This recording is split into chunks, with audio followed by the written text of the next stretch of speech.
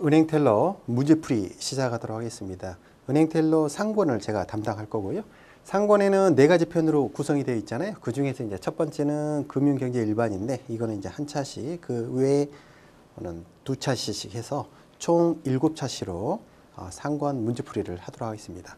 문제풀이가 왜 중요한지는 아시죠? 왜냐하면 문제를 풀어보면 내가 알고 있는 것이 어떻게 문제로 구현되는지, 자, 이런 것들을 통해서 내가 좀 잘못 알고 있던 것들을 정리할 수도 있고요. 알고 있던 것들을 좀 더 명확히 체크할 수 있고, 결정적으로 문제풀이를 많이 하다 보면 내가 알고 있는 거지만 이게 그 문제로서 풀어볼 때랑 또 약간씩 틀리는 미묘한 게 있죠.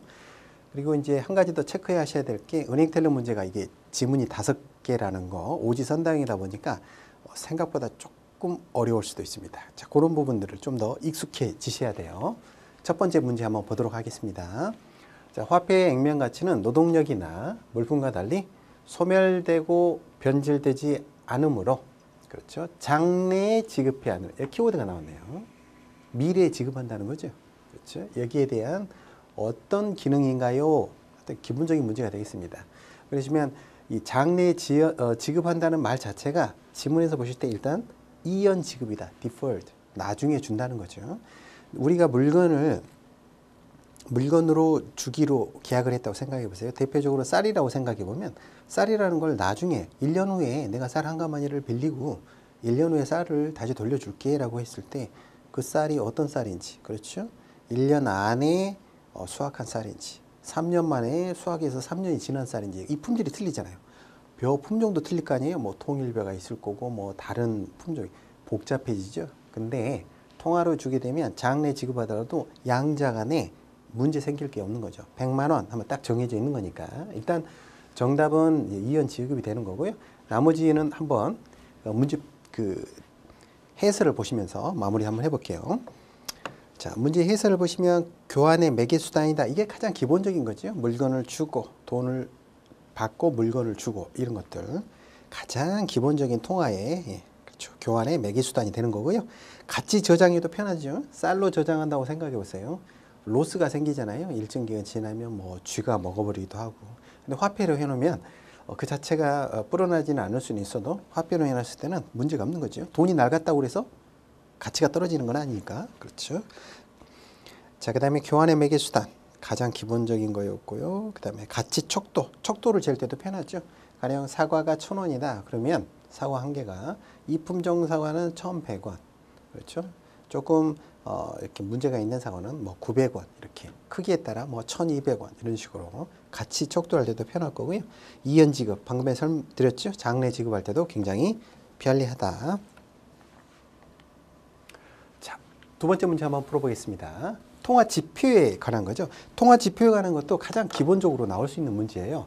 그게 이제 일반적으로 M1, M2 이런 이야기 이제 하게 되는 거잖아요. 한번 보도록 하겠습니다. 첫 번째가 나오는 게 협의 통화죠. 가장 좁은 의미의 통화라는 거죠. 여기서 말하는 통화라는 건 단순히 현금 그 자체뿐만 아니라 언제든지 출금할 수 있는 지급 결제 수단으로 쓸 수 있는 것. 대표적으로 어떤 게 있죠? 입출금 통장에 예금 같은 게 있잖아요. 우리가 체크카드라든가 이런 걸 통해서 언제든지 지불할 수 있죠. 그런 것들은 협의의 통화에 들어간다는 거고, 단순히 지폐라든가 동전의 모습으로만 있을 필요는 없는 거죠. 그래서 예금 취급 기간에 결제성 예금, 입출금이 자유로운 예금을 포함한다는 거고요. 자, 그래서 유동성이 매우 높은 결제성 단기 상품이다. 그래서 단기 시장의 유동성 수준을 파악할 수 있다. 자, 이게 이제 M1이고요. 이제 M2가 나오겠습니다. 자, 이런 말이 나오죠. 시중 통화량을 파악하는 지표다. 그래서 우리가 통화량이 늘었어요, 줄었어요라고 할 때 특별히 M1, M2 이런 이야기가 없을 때는 M2를 말하고 있는 겁니다. 그렇죠? 그래서 가장 일반적인 시중 통화량 지표로서 쓰는 게 바로 M2고, 말 그대로 광의 통화라고 되어 있죠. 그러니까 협의 통화보다는 좀 더 넓은 범위인 거죠. 그래서 M1을 포함해서 어떤 것까지 포함하느냐 보시면, 예금 취급 기간의 각종 저축성 예금들, 정기예금이라든가 이런 걸 포함하고 있는 거죠. 시장형 금융상품이라는 게 뭐냐면, 금융시장에서 거래가 되는 상품들, 대표적으로 CD 이런 것들 말하는 거예요. 그렇죠? 유통이 되는, 그러니까 양도할 수 있는. 그래서 시장에서 형성되는 실세 금리를 그대로 좀 적용받을 수 있는 상품들, 주로 단기 상품이고요. 실세 금리를 적용받을 수 있는 상품들이다. 그러니까 아무래도 일반적인 정기예금보다는 조금 더 이자가 높은 상품들이에요. 자, 금융채들을 더하는데 여기에 한 가지만 더하면 2년 미만이다 생각하셔야 돼요. 즉 2년 이상인 정기예금이라든가 이러면 단순한 광의통화가 아니라 이제는 좀 오랜 기간 묶어둘 상품이다라고 보는 거예요. 그렇죠? 그래서 그거까지 함께 기억을 해주세요. 광의통화는 시중 통화량을 말하는 것이다. 자, 이제 그거보다 좀 더 넓은 개념이 이제 금융기관 유동성이라고 그래요. LF라고 하는 건데, 금융기관의 유동성을 측정하는 지표로서 그게 맞는 말인데 여기서 틀렸네요. 그렇죠? 2년 이상의 상품을 제외하는 게 아니라 포함하는 것이죠. 즉 정기예금이라 하더라도 예를 들어서 3년짜리 정기예금이다. 그럴 때는 금융기관 유동성에 포함되는 거예요. M2에 들어가는 게 아니라. 그래서 2년이라는 요 기간 조금 주의 깊게 봐주셔야 되고요. 2년 이상인 경우에는 LF, 금융기관 유동성에 포함이 된다. 그러니까 4번이 틀린 질문이 되겠네요. 자, 그 다음에는 이제 가장 넓은 개념의 광의 유동성입니다. 그럼 한 나라 경제가 가지고 있는 유동성을 측정하는 지표가 되는 것이고, 이거는 이제 소위 말하는 유가증권이라는 게 뭐죠?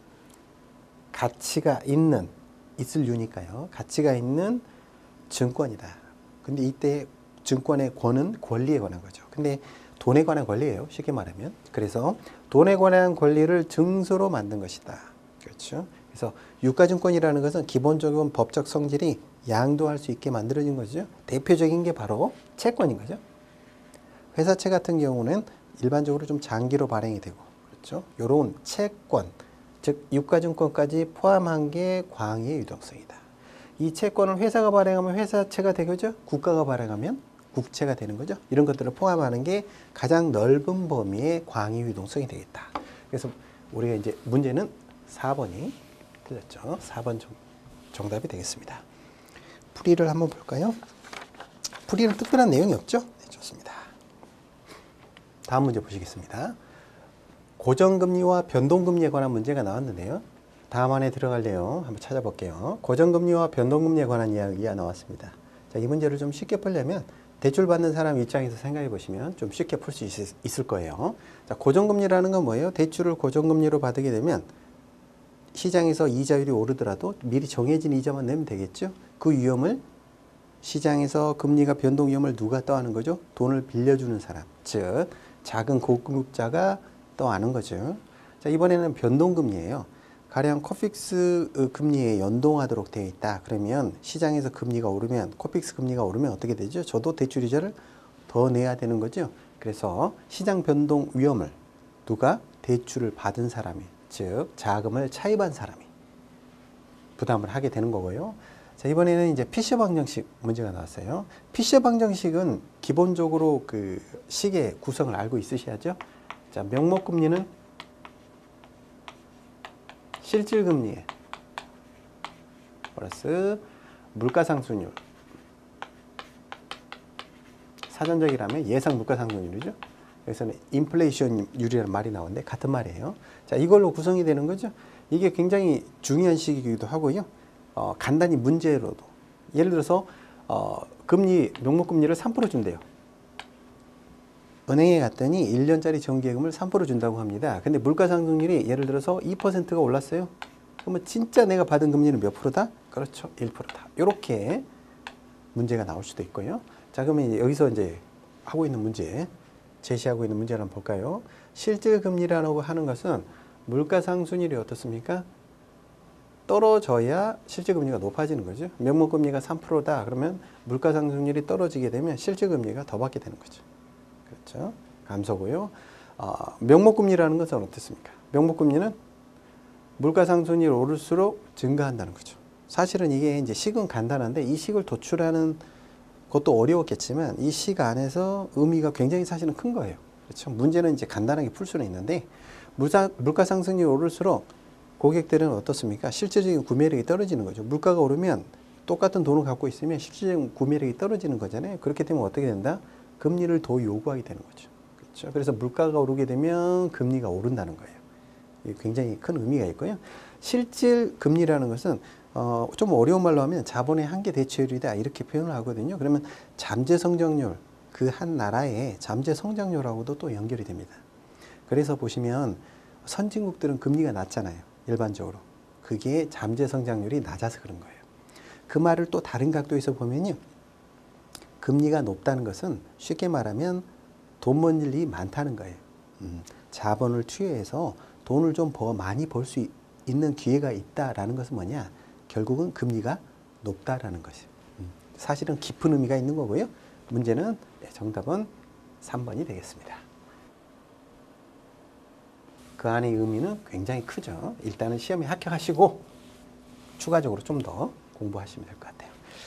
피셔 방정식에 관한 문제 해설은 한번 읽어보시도록 하고요. 자, 다음 4번 문제 한번 보실게요.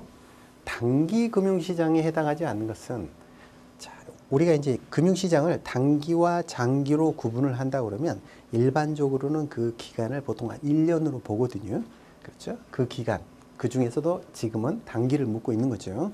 자, 보시면 콜시장이 있죠? 콜시장은 어떤 거라고 그랬죠? 가장 짧은 금융기관끼리 돈을 주고받고 하는 거죠. 일반적으로 하루짜리. 가장 짧은 기간이죠. 기여범위라는 것은 CP라고 하죠. CP, Commercial Paper라고 합니다. 주로 3개월이 많고요. 통화안정증권은 이제 한국은행이 발행하는 거죠.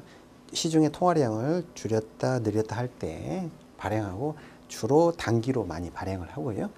환매 조건부 매매라는 건 뭐죠? RP라고 하죠. Repurchase. 꼭 기억을 하셔야죠. 다시 산다는 거죠. 환매라는 뜻이 그런 뜻입니다. 다시 사간다는 거죠. 다시 사간다는 거죠. 그 말은 금융기관이 갖고 있는 국공채가 있을 거예요. 그 국공채를 만기까지 기다리는 게 아니라 어떻게 한다? 고객한테 판매를 합니다. 그러면 판매를 할 때 어떻게 하느냐? 일정 기간 후에 되사갈게요 라고 미리 약정을 한 겁니다. 되사갈 때 뭘 더 주죠? 이자를 더 주는 거죠. 그래서 형식은 채권의 매매처럼 보일 수 있으나 알고 보면 예금이나 마찬가지예요. 그렇죠? 국공채는 부도날 리스크도 거의 없는 거고요. 그래서 어쨌든 단기다. 이것도 역시 3개월, 6개월. 네, 요게 많고요. 채권은 단기가 아니죠. 대표적으로 채권 중에 대표가 회사채라고 보면 회사채는 보통 한 3년짜리로 많이 발행이 되거든요. 국채는요. 최장이 50년까지도 있습니다. 그렇죠. 그러니까 채권은 단기 금융시장에 해당하지 않겠네요. 해설을 한번 보실래요? 교재에. 거기 보시면 이제 간접과 직접을 구별하고 있죠. 자, 이것도 꼭 봐주세요. 중요한 거예요. 간접의 금융시장의 대표적인 금융기관이 뭐였던가요? 은행, 기억나시죠? 네. 직접 금융시장의 대표 금융기관이 뭐예요? 증권사죠? 증권사. 일반적으로 이제 자본시장법에서 말할 때는 금융투자회사 같은 말이에요. 증권사, 금융투자회사. 그래서 직접과 간접금융 요거까지 체크를 하시고요. 자, 간접금융시장에서는 대출, 그렇죠. 펀드도 마찬가지죠. 투자를 할 때 제가 직접 핸들링하는 게 아니라 누구한테 맡겨놓은 거죠. 펀드 매니저가 대신해 주는 거죠. 간접. 자, 신탁도 맡기는 거고 좋습니다. 직접 금융시장은 이제 이게 단기와 장기, 그렇죠. 장기는 자본시장 같은 말이에요. 자본시장 자체가 장기로 자금을 조달하는 거니까요.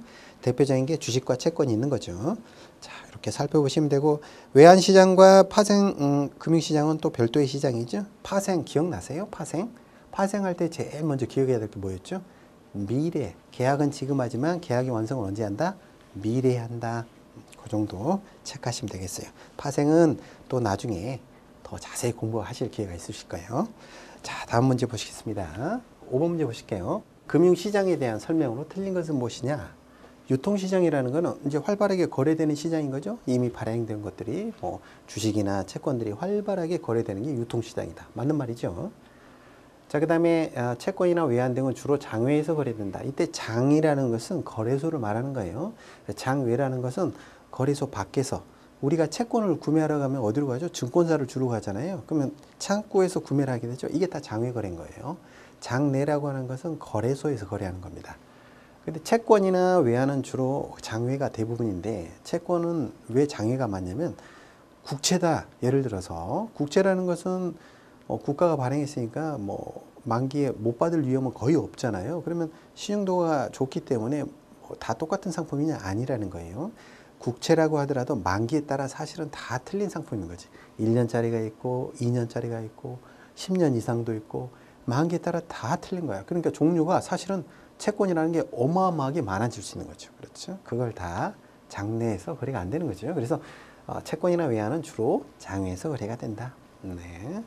자, 그리고 발행시장은 증권사와 같은 인수기관이 발행 사무를 해주죠. 그런 것들이 바로 간접 발행인데 일반적으로 직접 발행이 일반적이다.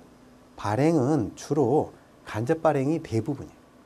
직접 발행하는 경우에는 이런 경우입니다. 국채라든가 산업은행, 사는채 같은 경우에 이런 경우는 직접 발행을 하죠. 그런 경우가 아니면은 다 증권사가 일단 채권을 인수해 주는, 그렇죠? 인수기관.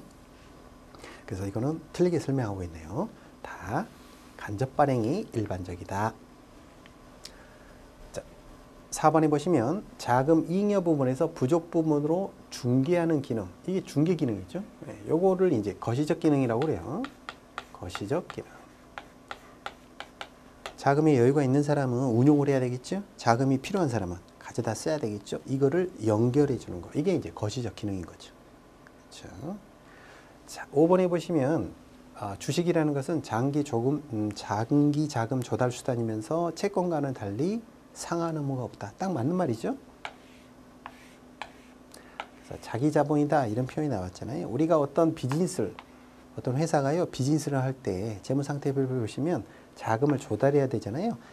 재무상태표의 이 오른쪽 사이드가 자금 조달 사이드예요. 왼쪽은 조달을 한 다음에 사업을 하게 되면 그 사업의 결과가 어떻게 나오느냐? 수많은 자산의 형태로 나오는 거죠. 사업이 잘 되면 이제 뭐가 늘어나요? 그렇죠. 현금이 쭉 늘어나겠지. 그렇죠. 그래서 왼쪽은 사업의 비즈니스의 결과가 자산으로 나오는 거고요. 오른쪽 사이드는 리소싱, 자금을 어떻게 조달했니에 관한 거고, 주인의 몫으로 조달했어요. 그게 주식인 거죠. 이게 자본인 거고요. 돈을 빌려왔어요. 이게 부채인 거죠. 부채는 어떻습니까? 사업이 잘 되건 안 되거든 정해진 이자를 줘야 되죠. 자본은요.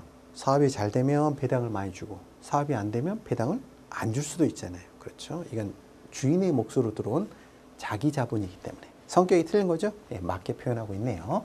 정답은 3번이 되겠습니다.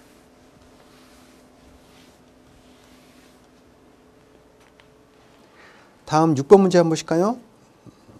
6번 문제 보시겠습니다. 자, 금융기관의 기능으로서 옳지 않은 것은 무엇인가요? 금융기관의 기능으로서는 만기 및 금액 변환이라는 건 뭘까요? 우리가 예금을 할 때는 어떻습니까? 소액으로 이렇게 짧은 기간을 하는 경우가 많잖아요. 근데 금융기관이, 은행이 돈을 빌려줄 때는 기업에 어떻게 해요? 장기로, 예를 들어서 공장을 만드는 용도다. 그럼 뭐 3년, 5년 이렇게 빌려주잖아요. 이게 바로 그건 거죠. 짧은 만기 자금을 모아서 장기 큰 금액으로 만들어서 빌려주는 거. 이런 것들이 만기 및 금액의 변환에 해당하는 거고요. 수많은 결제 수단이 있죠. 카드로도 주고 수표로도 줄 수 있고, 그렇죠. 이체할 수도 있고, 거래 비용이 절감이 되겠죠. 제가 직접 가서 다 주고받고 한다면 얼마나 힘들겠어요. 쉽게 보낼 수 있고 받을 수 있는 거고요. 채무 불이행이 축소가 되는 거죠. 제가 직접 돈을 빌려주면 이 중간에 이자 받고 만기에 가서 원금 회수하고 얼마나 불편해요. 금융기관은 전문적으로 딱 할 수 있잖아요. 자, 금융자산의 가격 결정은 이건 시장의 기능인 거죠. 시장. 좀 더 어렵게 표현하면 이게 미시적. 아까 중개 기능은 거시적 개념이었잖아요. 이거는 시장의 가격 결정 기능을 미시적이라고 그러죠. 그래서 우리가 경제학을 말할 때 미시경제학, 거시경제학 이런 표현을 쓰잖아요. 그래서 미시경제학은 가격의 발견, 시장에서 가격이 어떻게 결정되느냐, 그거에 관한 문제죠. 특별히 해설은 없죠. 7번 문제 보시겠습니다. 우리나라의 은행의 업무에 관한 문제 한번 보도록 하겠습니다. 고유 업무에는, 은행의 고유 업무라는 건 뭘까요? 예금을 받고 돈을 빌려주고, 이 가장 기본적인 업무겠죠. 그 다음에 자금이 주고받고 해야 되잖아요. 그게 환업무죠. 그렇죠. 자금을 직접 들고 다니지 않고 은행을 통해서, 금융기관을 통해서 자금이 들고 날고 하는 거죠. 국내에서 이루어지면 내국환, 외국과 관련되면 그게 외국환인 거죠. 이게 바로 뭐다? 이게 가장 기본적인 고유 업무가 되겠습니다. 은행의 고유 업무. 그래서 예금의 수입, 그렇죠. 적금이나 예금에 받고 대출해주고 좋죠. 어음의 할인은 대출하고 같은 겁니다. 대출하고. 그렇죠. 어음을 할인했다는 건 어음을 사왔기 때문에 이제 만기에 대해서 그 자금을 직접 청구해야 되니까 어음의 할인은 대출하고 같은 거니까 되는데 여기 이게 문제네. 신용카드 업무는 이게 겸용 업무라고 그럽니다. 겸용. 전문 카드사들이 있죠? 그 외에 그럼 은행은 은행도 신용카드 업무를 하잖아요. 그건 뭐다? 겸용하는 업무다. 고유 업무가 아니라. 그렇죠. 이 부분에서 틀린 거네. 자, 일단 신용카드 업무가 겸용 업무니까 틀렸고요. 자, 보험대리점. 보험도 팔죠, 은행에서. 네, 대리점으로 등록하고 파는 거예요. 자, 그 다음에 신용카드 업무 관련 법령에서 인가를 받아야 된다. 오케이, 좋습니다. 그래서 겸용이란 말이 나왔죠? 예, 이게 겸용 업무. 겸할 수 있다. 요즘 이 업무들이 좀 중요하죠? 네. 자, 일반 은행은 은행법에 의해서 설립된 금융기관이고, 요렇게 있다. 맞는 말이네요. 시중은행, 지방은행. 그 다음에 외국계 은행의 지점들이 있겠죠? 특수은행이란 게 뭐냐? 뭐 말이 특수지 사실은 뭐 일반 은행하고 큰 차이가 없을 수도 있어요. 근데 뭐냐? 별도의 법에 의해서 만들어진 은행들이죠. 대표적으로 어떤 것들이 있나? 뭐 산업은행, 뭐 수출입은행, 수협, 축협, 그리고 중소기업 지원을 위한 뭐 기업은행 이런 것들. 다 우리 가고 싶은 은행들이다. 그렇죠? 여러분 시험 꼭 합격하시고 좋은 은행에 꼭 들어가셔야 돼. 어쨌든 특수은행은 해당 어떤 특별적인 목적을 주로 담당하기 위해서 만들어진 은행들이다. 맞는 말이고요. 종류까지도 좀 같이 기억하시면 좋겠어요. 은행. 자, 대출 지원을 주로 예금에 의존하는 게 일반 은행인 거잖아요. 예금을 받아서 대출을 하는 거고, 특수은행은 그 자금 조달을 어떻게 하느냐? 예금 외에도 채권 발행하는 게 많아요. 산업은행은 산업은행의 채권, 기업은행은 또 기은채라고 그래요. 기업은행의 채권 이런 것들을 추가적으로 더 발행을 하고 있는 거죠. 그래서 정답은 1번 신용카드 업무가 아닌 거였죠. 해설을 한번 보실까요? 정리가 잘 돼 있네요. 고유 업무 박스 안에 보시면 고유 업무라는 게 뭐예요? 예적금, 그렇죠. 그 다음에 대출, 어음의 할인은 대출에 준한다고 말씀을 드렸고요. 그 다음에 국내에서 환이 이루어지면 내국환, 해외랑 관련되면 외국환의 가장 기본적인 업무고요. 이거는 이제 과거의 은행에서 중요하게 생각했던 것들. 즉, 영업이라는 게 나라가 이렇게 성장을 할 때는 금융업도 어떻습니까? 쉽게 말하면 대출할 때가 많았던 거지. 그러니까 물론 영업이 항상 경쟁이 있었겠지만 경쟁의 강도가 과거에는 덜 심했다는 거죠.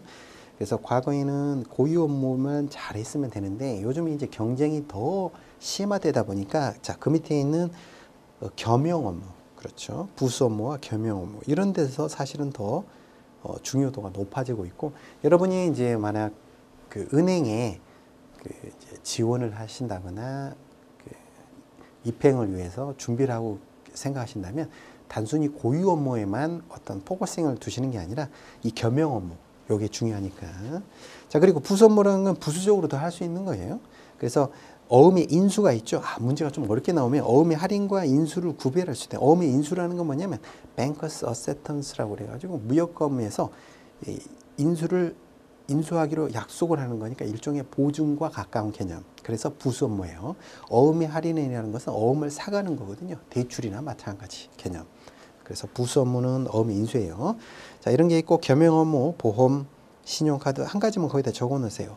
펀드 판매. 그렇죠? 이 세 개가 요즘의 키워드가 되는 거죠. 영업에. 그래서 영업을 잘할 사람을 뽑는 경향이 더 강해지고 있다. 과거에 비해서 은행이 체크하시면 되겠습니다. 자, 8번 문제 한번 보실까요? 자, 자본시장법에 관한 문제가 나왔네요. 자본시장법이라는 건 뭐였죠? 자본시장을 규율하는 법이니까 투자 상품을 규율하는 법이 자본시장법이다 이렇게 생각하시면 되겠어요. 은행의 3대 업종이 있잖아요. 은행업이 있고 증권, 보험 이렇게 3대 업이 있는데 은행은 은행법, 보험은 보험업법을 적용받는다면 증권사는 주로 자본시장법을 적용받는구나 이렇게 생각하시면 될 것 같아요. 자, 금융투자상품 개념의 열거주의 규제, 열거라는 건 뭐예요? 나열한다는 뜻입니다. 이건 옛날 방식이죠. 지금 어때요? 포괄이죠, 포괄. 포괄적으로 투자성이 있으면 자본시장법 적용을 받으세요라고 하고 있는 거죠. 왜냐면 투자 상품이 계속 만들어지잖아요. 이걸 다 열거할 수가 없겠죠. 그래서 바뀌고 있는 거고요. 자, 금융투자 상품을 직접 매매하거나 좀 매매업이 되고요. 제3자를 위해 쉽게 말하면 고객을 위해서 중개하거나 중개업 금융투자 상품 거래를 지원하는 금융업으로 정의했다. 이게 맞는 말이네요. 매매와 중개 이게 어떤 그 증권사의 가장 기본적인 업무잖아요. 상품을 만들어서 판매할 수도 있고요. 예를 들어서 S전자 주식을 사주세요. 그러면 어때요? 거래소에서 사주잖아요. 여기 중개 이런 것들 가장 기본적인 업무가 되겠습니다. 자, 원본 손실 가능성이 있는 게 뭐죠? 그게 투자 상품의 정의였죠. 원금을 잃을 수 있어요. 그게 자본시장에서 말하는 투자의 정의입니다. 우리가 일반적으로 말하는 정의랑은 약간 개념이 틀리죠. 원금 손실이 발생할 수 있는 것들. 자, 그래서 자본시장법에 관한 금융투자상품의 범위가 축소되었다? 아니죠. 원금을 그러고 보니까 왜 원본이라고 나왔냐면 꼭 금전만을 맡기는 건 아니잖아요. 금전 아닌 뭐 유가증권이라든가 이런 걸 맡길 수도 있기 때문에 원본이라는 말이 나왔고요. 즉 그냥 쉽게 원금이라고 생각하시자고요. 원금을 이룰 수 있는 것 이런 것들을 금융투자 상품으로 정의를 했기 때문에 굉장히 범위가 확대되고 있는 거죠. 그래서 틀리게 설명하고 있고요. 자, 금융기관별로 상이한 법률과 규제를 적용하는 기관별 규제가 아니라 뭘로 바뀌었죠? 기능별 규제죠. 어떤 펀드가 있는데 은행에서도 팔고 증권회사에도 팔아요. 그럼 뭐 규제가 어떻게 되겠어요? 똑같은 규제가 돼야 되겠죠. 과거에는 그런 기관별 규제를 하다 보니까 같은 상품인데도 규제가 좀씩 틀릴 수 있는 문제들이 생길 수가 있었죠. 그래서 그 기능에 따라 똑같은 규제를 받도록 하자. 이게 자본시장법의 바뀐 취지고요. 자, 금융투자회사는 이게 증권사란 뜻이에요. 자본시장법에서는 증권사를 금융투자회사라고 정의를 하고 있거든요. 그래서 이제 증권사 이름들도 금융투자 이렇게 바뀌고 있죠. 어쨌든 금융투자업 중 일부를 겸용하는 게 아니라 6가지 업이 있어요. 그 6가지 업을 모두 할 수도 있어요. 법에서 요구하는 자기자본 요건을 충족하고 인가를 신청하게 되면 add on 방식이라고 그러죠. 추가적으로 더 할 수도 있어요. 그러니까 일부가 아니라 6가지 모두를 할 수도 있습니다. 원한다면. 그렇죠? 이것도 틀린 말이네요. 정답은 2번이 되겠습니다. 풀이를 한번 볼까요? 8번 문제. 풀이는 뭐 특별한 내용은 없죠? 좋습니다. 9번 문제 한번 보시겠습니다. 자, 금융보조기관에 대한 설명이네요. 틀린 것은 무엇인가요? 자, 금산분리 원칙이라는 단어가 나왔어요. 금융자본과 산업자본을 분리한다는 것이에요. 이게 왜 필요하냐면요. 예를 들어서 제조회사가 있어요. 어떤 제조회사가 금융회사를 계열사로 가지고 있거나 연결회사를 갖고 있으면 어떤 문제가 생기냐면 그 산업자본, 즉 그 제조회사가 문제가 생겼을 때 금융회사를 통해서 자금을 수여를 받아가지고 계속 버티면서 그럼 버티는 것까지는 좋은데 나중에 문제가 더 커지는 거죠. 그렇죠? 사실은 경쟁력이 도태된 회사 같으면 바꾸거나 소멸하는 게 사실은 정답인데 금융회사를 통해서 버티다가 사고가 굉장히 커질 수도 있다는 거예요. 그래서 금산 분리 원칙이 기본 원칙이에요. 그렇죠? 자회사로 금융지주회사는 비금융회사를 자회사로 지배할 수 있고 이게 다 틀린 말이 되는 거죠. 우리나라는 금산 분리 원칙이 상당히 명확하게 적용이 되고 있는 거죠. 틀린 말이네요. 자, 보시면 금융지주회사는 고수익 고위험 사업을 이건 뭐예요? 벤처캐피탈에 관한 이야기죠. 그렇죠? 벤처회사. 그렇죠? 사업을 초기 시작하거나 혹은 위험성이 있지만 새로운 기술을 가지고 그렇죠? 새로운 아이템 그런 새로운 비즈니스 영역을 개척하는 거죠. 금융지주회사는 금융회사를 지배할 목적으로 만들어진 게 금융지주회사인 거고요. 신기술 사업금융회사라는 것은 중소기업 창업이란 말이 나왔죠. 창업투자회사가 있죠. 신기술 사업금융회사는 법상 여전법, 그렇죠? 여신금융전문회사에 해당하는 거고요. 창투사는 이쪽에서 적용이 되는 거죠. 조금 틀린 거죠. 비슷비슷하지만 틀리다. 자, 대부업이라는 게 있죠. 우리가 말하는 뭐 착하게 살자 이게 아니라요. 그거는 이제 비등록해서 한 거고요. 여기서 말하는 대부업이라는 것은 정식으로 등록을 한 거예요. 그렇죠? 그렇긴 해도 대출이 제가 비싸요. 예, 안 쓰셔야 돼. 어쨌든 자, 이런 요건들에 관한 특별한 규제가 많이 없고요. 대부업자에 대한 감독권은 시도지사에게 있다. 맞습니다. 금융에 있는 거 아니에요. 그래서 이제 규모에 따라서 서울시 같은 경우에는 규모가 작으면 그걸 또 구청에 했고요. 규모가 또 일정적으로 커지면 시에서 관리하고 이렇습니다. 어쨌든 감독권이 시도지사에게 있다. 이 말이 맞는 말이네요. 자, 주택금융공사 뭐 디딤돌 대출 뭐 이런 것들 그렇죠. 모기지 관리하는 데잖아요. 자, 근데 부실채권인수 이거는 캠코잖아요. 자산관리공사를 말하는 거네요. 금융기관의 부실자산이라든가 자, 이런 것들을 도와주는 것은 그렇죠. 캠코 말하는 거죠. 주택금융공사가 아니죠. 4번이 정답이네요. 그 문제 해설에 또 설명이 잘 돼 있네요. 그걸로 한번 보시면 되겠습니다. 자, 10번 문제 보시겠습니다. 한국은행의 주요 기능이 아닌 것은 무엇인가요? 한국은행이 화폐를 제조는 누가 하나요? 조폐공사에서 하는 거죠. 화폐를 직접 찍어내는 것은 그렇죠. 조폐공사에서 하는 거고요. 화폐 발행이겠죠. 그렇죠. 화폐 발행. 한국은행은 주요 기능이죠. 유일하게 화폐를 발행할 수 있도록 법적으로 강제되어 있잖아요. 제가 만약에 화폐를 칼라 프린터기로 복사해서 쓴다. 굉장히 엄한 처벌을 받도록 되어 있습니다. 형법에. 어쨌든 화폐 발행인 거고 제조는 아닌 거죠. 통화정책 수립이죠. 중요하죠. 그래, 통화정책. 그래서 제일 중요한 게 금리 결정이죠. 그 안에서 금융통화위원회에서 그렇죠. 금리를 어떻게 결정할 것인가. 기준금리 굉장히 어렵고도 중요한 문제죠. 자, 외환정책도 하고요. 지급결제제도 총괄 감시하는 거죠. 제가 A은행 CD기에서 B은행 체크카드를 갖고 출금이 되잖아요. 그렇죠? 그럼 B은행 예금에 계좌가 얼마 있는지 A은행은 어떻게 알았을까? 출금해 주는데 다른 은행에서도 출금이 돼요. CD기로. 누가 연결해줘요? 지급결제제도. 자, 한국은행이 관리하는 그 지급결제 제도들. 그렇죠? 금융결제원이라는 게 결국은 한국은행이 관리하는 곳이니까. 조사 통계 업무 굉장히 그 한국은행 홈페이지 들어가 보면 다양한 조사 통계 자료가 있습니다. 굉장히 유용하죠. 그래서 정답은 1번 되겠습니다. 그렇죠. 해설에 한국은행의 주요 기능이 좀 더 설명이 있는데요. 뭐 거의 중요한 설명은 다 했죠.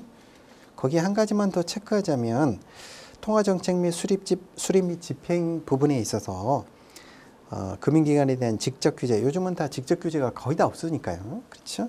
예금 같은 경우에도 당좌예금 빼놓고는 전부 자율화되어 있잖아요. 당좌예금은 이자를 0%니까 이자 안 받는 거. 그리고 대출도 마찬가지죠. 중소기업 대출 비율제가 직접 규제지 나머지는 다 풀려 있는 상황이고요. 그거 한번 정도 체크하시면 되겠습니다. 다음 11번 문제 보시겠습니다. 예금보험 제도에 관한 문제죠. 예금보험공사에서 관리하는 거죠. 그렇죠. 예금보험공사. 그리고 문제 보시면요. 1번 질문 보시면 자, 이게 제2금융권이죠. 협동조합, 새마을금고 등등 상호 금융기관. 그렇죠. 조합원의 상호 이익을 위해서 만들어진 거죠. 그래서 자체적으로 예금보호제도를 운영하고 있다. 즉 무슨 말이냐?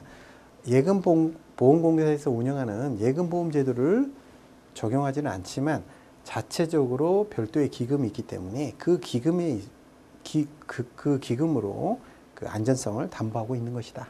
좋습니다. 자, 우체국은 어떻습니까? 국가가 운영하는 거죠. 그러니까 굳이 예금보험 제도가 필요 없는 거지. 국가가 직접 운영하는 거니까. 그렇죠. 우체국은 대출을 안 하고 예금만 받습니다. 예금. 자, 보험도 마찬가지고요. 자, 세 번째 보시면 금융기관이 취급하는 예금, 보험 등 CD 등이 예금 보호 대상에 포함된다. 이 중에 안 되는 게 어떤 거가 있죠? CD가 있죠. CD는 뭐예요? 양도성이잖아요. 즉 양도할 수 있기 때문에 굳이 예금자 보호가 필요 없습니다. 은행에서 발행했거니와 당기기 때문에 굳이 예금자 보호가 필요 없는 거죠. 돈이 필요하면 어떻게 해요? 증권사 가면요 바로 현금으로 바꿔줍니다. 남은 기간의 이자만 빼고 그러니까 뭐 문제가 없는 거죠. 예금자 보고가 필요 없는 거나 마찬가지고. 그렇죠? 그래서 3번이 틀렸네요. 4번에 보시면 예금보험이라는 것은 그 제도가 운영하기 위해서는 보험료를 내야 되는 거죠. 그렇죠? 그 보험료를 누가 내느냐? 해당 금융기관들이 내는데 처음에 낼 때 시작하면서 내는 게 출연금이라는 게 있구나. 그 정도 체크하시면 되겠고요. 자, 나중에 들어온 제도이긴 합니다만은 동일 업권 내에서도 즉 같은 은행, 같은 저축은행 중에서도 금융기관의 어떤 그 재무구조라든가 리스크에 따라서 조금씩 요율이 틀리다는 거죠. 차등 보험료율을 적용하고 있다. 맞는 말입니다. 그렇죠? 3번 CD는 예금보호 대상이 아니기 때문에 정답이 되겠습니다. 11번 지문 보시면 네, 좋습니다. 특별히 어려운 거 없죠? 자, 12번 마지막 문제 보시겠습니다. 은행 감독 제도에 관한 설명으로 옳지 않은 것은 무엇인가요? 보시면 은행 진입할 때는 인가를 받아야 된다. 퇴출도 마찬가지예요. 마음대로 은행을 만들고 없애고 할 수가 없는 거예요. 그렇죠? 그래서 이제 금융위에서 허가를 하는데 인가를 하는데 이게 쉽게 안 해주죠. 돈이 많다고 단순히 해주는 게 아니에요. 어쨌든 들고 날고 하는 것들이 금융이라는 것이 경제에 미치는 영향이 워낙 크니까 마음대로 들고 날고 하는 게 아니죠. 인가를 모두 받아야 된다. 좋습니다. BIS 비율이라는 게 있죠. Bank of International Settlement. 그렇죠. 국제결제은행이에요. 그래서 국제결제은행에서 이렇게 정한 거죠. 은행이라는 곳이 안정성이 중요하잖아요. 그러다 보니까 이 정도의 자본, 충실하게 자본을 좀 쌓아야 되겠다. 여러 가지 뭐 있어요. 그 중에 제일 중요한 게 바로 BIS 비율이라는 게 있죠. 그래서 보시면 위험 가중자산에 대해서 총자본 비율을 5%가 아니라 8%입니다. 우리나라 은행들은 대부분 10% 언저리 왔다 갔다 하고 있는데요. 문제가 없는 거죠. 그러니까 어쨌든 이 8%는 좀 기억을 해 주셔야 돼요. 기본적으로 알아야 될 숫자 중에 하나예요. 자, BIS 비율이 8%는 유지를 해야 되는구나. 그렇죠. 여기서 틀렸고요. 자, 보시면 일반 은행의 경우 일정 기간 이상의 유가증권에 대해서는 이런 규제들이 있구나. 그렇죠. 중요한 숫자, 그 디테일한 숫자까지는 잘 모르시더라도 은행 같은 경우에는 주식 같은 투자를 너무 많이 하게 되면 어떻습니까? 굉장히 위험성이 커질 수도 있겠죠. 그런 것들 때문에 규제가 있구나. 이 정도까지는 이해하시면 되겠습니다.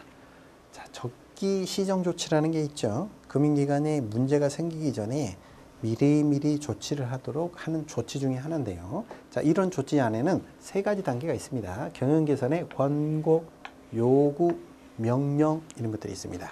어감이 계속 세지죠. 그렇죠. 그래서 BIS 비율이 떨어지면 계속 이런 좀 더 강한 조치들이 들어오게 됩니다.